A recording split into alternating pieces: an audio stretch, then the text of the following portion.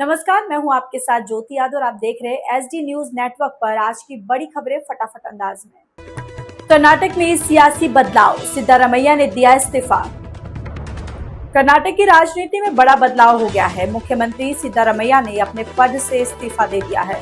बेंगलुरु में press conference करते हुए उन्होंने कहा कि उन्होंने हमेशा हाईकमान के फैसले का सम्मान किया और पार्टी के निर्देश पर ही इस्तीफा सौंपा है।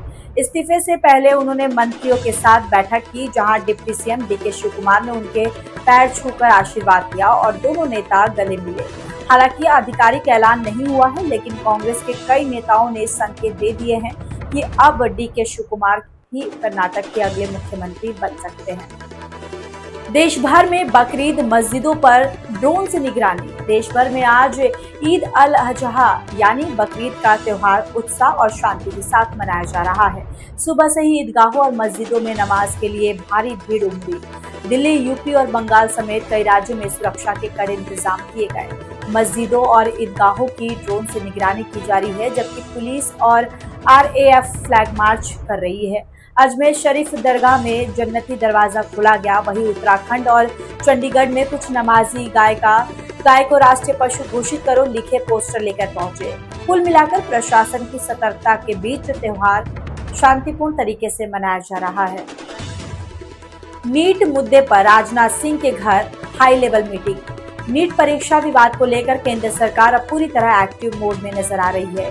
गुरुवार को रक्षा मंत्री राजनाथ सिंह के आवास पर हाई लेवल बैठक हुई, जिसमें शिक्षा मंत्री धर्मेंद्र प्रधान, NTA के अधिकारी और PMO के वरिष्ठ अधिकारी मौजूद रहे। इस बीच NTA ने फीस रिफंड के लिए बैंक डिटेल जमा करने की डेडलाइन बढ़ाकर 22 जून कर दी है। बता दें कि 3 मई को हुई परीक्षा में 22 लाख से ज्यादा छात्र शामिल हुए थे, लेकिन पेपर लीक के आरोपों के बाद 12 मई को परीक्षा रद्द कर दी गई थी। अब छात्र और अभिभावक सरकार के अगले फैसले का इंतजार कर रहे हैं। ट्विशा शर्मा केस में CBI का एक्शन तेज। एक्ट्रेस और मॉडल ट्विशा शर्मा मौत मामले में CBI की जांच लगातार तेज होती जा रही है। गुरुवार सुबह CBI टीम रिटायर्ड जज और ट्विशा की सास गिरिबाला सिंह के घर पहुंची, जहां कई घंटों से पूछताछ जारी है। घर के बाहर भारी पुलिस बल तैनात किया गया और इलाके में बैरिकेडिंग कर दी गई है। जांच एजेंसी ने हाई इंटेंसिटी 3D कैमरों से पूरे घर और आसपास के इलाके की रिकॉर्डिंग भी की। सूत्रों के मुताबिक किसी भी वक्त गिरिबाला सिंह की गिरफ्तारी हो सकती है। इस हाई प्रोफाइल केस में CBI हर एंगल से जांच कर रही है। सूरत में 7 दिन के नवजात को जलाकर फेंका।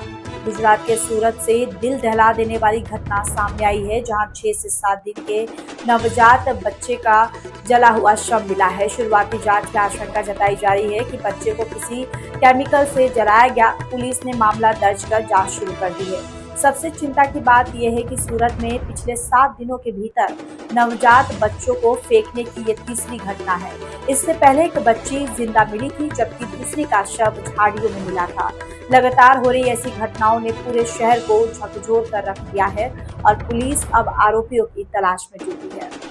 पटना में गंगा नदी में नाव पलटी, 3 की मौत।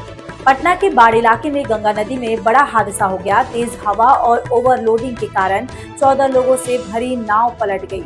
हादसे में पिता पुत्र समेत 3 लोगों की मौत हो गई, जबकि 4 लोग अभी भी लापता बताए जा रहे हैं। 7 लोगों को सुरक्षित बाहर निकाल लिया गया। बताया जा रहा है कि सभी लोग खेती और सब्जी के काम से लौट रहे थे। नाव में कोई सुरक्षा उपकरण भी मौजूद नहीं था। हादसे के बाद SDRF और स्थानीय प्रशासन राहत बचाव अभियान में जुटा हुआ है। गाजियाबाद में युवक की गोली मारकर हत्या। गाजियाबाद के लोनी इलाके में 21 साल के युवक नितिन राणा की गोली मारकर हत्या कर दी गई। उसका शव नहर किनारे ट्यूबवेल के पास मिला, जहां सिर और सीने में 5 गोलियां मारी गई थी। मौके से बियर की केन और बैग भी बरामद हुआ है। नितिन यूपी पुलिस भर्ती की तैयारी कर रहा था और नौकरी की तलाश में घर से निकला था। परिवार ने पुरानी रंजिश का आरोप लगाया है। पुलिस मोबाइल कॉल डिटेल और आसपास के CCTV फुटेज खंगाल रही है। फिलहाल हत्या के पीछे की असली वजह तलाशने की कोशिश जारी है। बकरीद पर बुलंदशहर में हंगामा, CO ने जोड़े हाथ। बकरीद के मौके पर यूपी के कई जिलों में सुरक्षा के बीच नमाज अदा की गई, लेकिन बुलंदशहर में नमाज को लेकर विवाद हो गया। भीड़ ज्यादा होने पर कुछ लोग सड़क पर नमाज पढ़ने लगे, जिसे पुलिस ने रोक दिया। इसके बाद सपा नेताओं और CO विकास चौहान के बीच तीखी बहस हुई। हालात बिगड़ते देख सीओ ने हाथ जोड़कर नेताओं से शांति बनाए रखने की अपील की। वहीं आगरा में एक मुस्लिम परिवार ने बकरे की फोटो वाला केक काटा, जबकि ताजमहल में करीब 5,000 लोगों ने नमाज अदा की। पूरे प्रदेश में ड्रोन और पुलिस बल के जरिए सुरक्षा व्यवस्था कड़ी रखी गई। सुमित अंतिल ने फिर बनाया वर्ल्ड रिकॉर्ड। भारत के star para javelin throw Sumit Antil ने एक बार फिर इतिहास रच दिया। बेंगलुरु में आयोजित 8वीं Indian open para athletes championship में उन्होंने 74.82 मीटर दूर भाला फेंक कर अपना ही वर्ल्ड रिकॉर्ड तोड़ दिया। इससे पहले उनका रिकॉर्ड 73.29 मीटर था, जो उन्होंने एशियन पैरा गेम्स 2023 में बनाया था।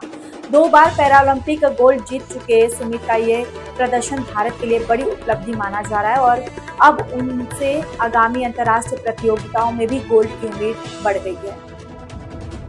ट्रंप के जन्मदिन पर व्हाइट हाउस में UFC फाइट अमेरिका के पूर्व राष्ट्रपति डोनाल्ड ट्रंप अपने 80वें जन्मदिन को बेहद खास अंदाज में मनाने जा रहे हैं। 14 जून को व्हाइट हाउस में UFC यानी अल्टीमेट फाइटिंग चैंपियनशिप के मुकाबले कराए जाएंगे। इसके लिए व्हाइट हाउस के साउथ लॉन में खास फाइटिंग एरिया तैयार किया जा रहा है, जहां हजारों लोग मुकाबले देख सकेंगे। वहीं बड़ी स्क्रीनिंग के जरिए करीब 1 लाख लोगों को मुफ्त में फाइट दिखाने की तैयारी है। UFC चीफ डाना वाइट के मुताबिक ये आइडिया खुद ट्रंप का था और इसे अमेरिका के 250वें स्थापना वर्ष के जश्न से जोड़ा जा रहा था।